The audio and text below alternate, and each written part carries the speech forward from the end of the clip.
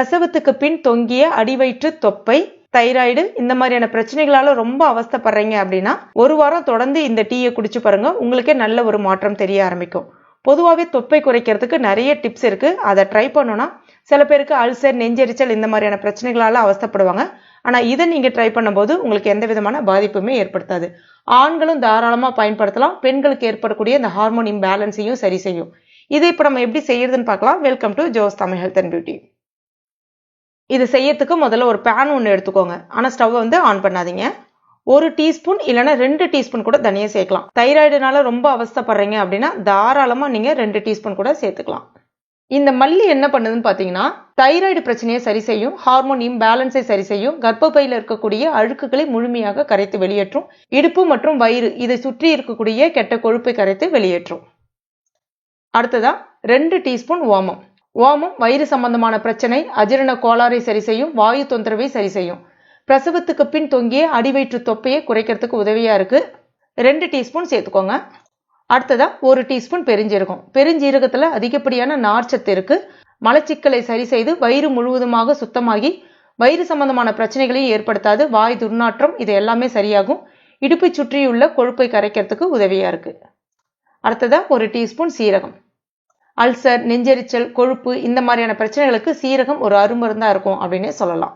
நம்முடைய உடல் உள்ளுறுப்பை சீராக வச்சுக்கிறதுக்கு சீரகம் ரொம்பவே உதவியா இருக்கும். ஒரு சின்ன துண்டு சுக்கு மேல தோலை நீக்கிட்டு உரல்ல தட்டிட்டு எடுத்திருக்கேன், அதையும் சேர்த்துக்கலாம்.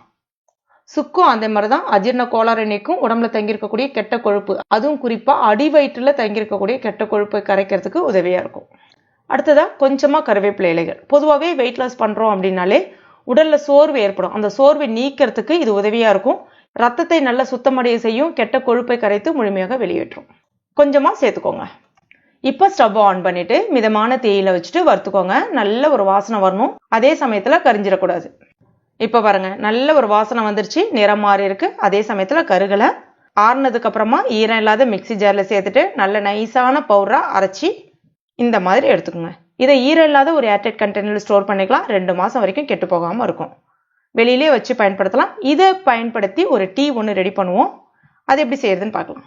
ஒரு பேன்ல 1.5 கிளாஸ் தண்ணி சேர்த்துக்கோங்க. தண்ணி லைட்டா சூடான பிறகு 1 டீஸ்பூன் இந்த பவுடர் கிட்டத்தட்ட 5 கிராம் அளவுக்கு சேர்க்கணும். 5 நிமிஷம் கொதிக்க வைங்க. ஸ்டவ் மீடியம் ஃப்ளேம்ல வச்சுட்டு அந்த 1.5 கிளாஸ் தண்ணி 1 கிளாஸா மாறி வரணும். இப்ப பாருங்க, தண்ணி நல்லா கொதிச்சிருக்கு. சுவைக்காக நீங்க நாட்டு சக்கரை பயன்படுத்தலாம். ஆனா என்ன பொறுத்த வரைக்கும் சொல்லுவேன், பெண்கள் பயன்படுத்த போறீங்கன்னா கருப்பட்டி பயன்படுத்துங்க. ஆண்கள் பயன்படுத்த போறீங்கன்னா தாராளமா நீங்க நாட்டு சக்கரை எது வேணாலும் பயன்படுத்திக்கலாம், ஒன்றும் பிரச்சனை கிடையாது.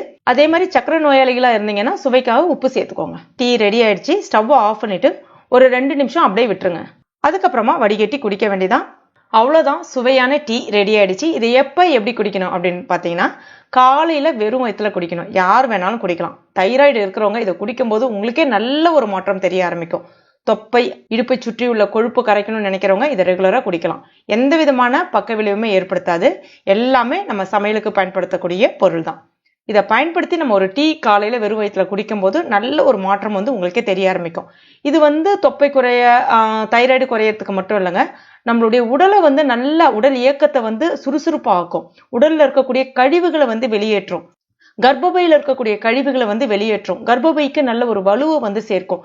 இது ஆண்கள் பெண்கள் எல்லாருமே தாராளமா பயன்படுத்தலாம். இதை குடிக்கும் போது டீ காஃபி அவாய்ட் பண்ணீங்கன்னா உங்களுக்கு தைராய்டு நல்லாவே குறைஞ்சிருக்கிறத நோட்டீஸ் பண்ண முடியும். இந்த டீயை எடுக்கிறதுக்கு முன்னாடி நீங்க தைராய்டு டெஸ்ட் எடுத்துட்டு 1 வாரம் ட்ரை பண்ணிட்டு அப்புறம் தைராய்டு டெஸ்ட் ட்ரை பண்ணி பாருங்க. உங்களுக்கே நல்ல ஒரு டிஃபரன்ஸ் தெரிய ஆரம்பிக்கும். அதே மாதிரி தான் நீங்க வெயிட் லாஸ் பண்ணணும்னு நினைக்கிறவங்களும் இதை டீ எடுக்கிறதுக்கு முன்னாடி வெயிட்டை செக் பண்ணிக்கோங்க. 1 வாரம் ட்ரை பண்ணிட்டு அதுக்கப்புறமா வெயிட்டை மறுபடியும் செக் பண்ணி பாருங்க. இந்த டிப்ஸ் உங்களுக்கு பயனுள்ளதா இருந்திருக்கும் நம்புறேன். பயனுள்ளதா இருந்துச்சுன்னா மறக்காம இந்த வீடியோவை லைக் பண்ணுங்க. உங்க நண்பர்கள் மற்றும் ஃபேமிலி மெம்பர்ஸ் கூட மறக்காம ஷேர் பண்ணிக்கோங்க. மேலும் இது போன்ற பயனுள்ள குறிப்புகளுக்கு நம்ம சேனல் இது வரைக்கும் நீங்க சப்ஸ்கிரைப் பண்ணலன்னா உடனே சப்ஸ்கிரைப் பண்ணிக்கங்க.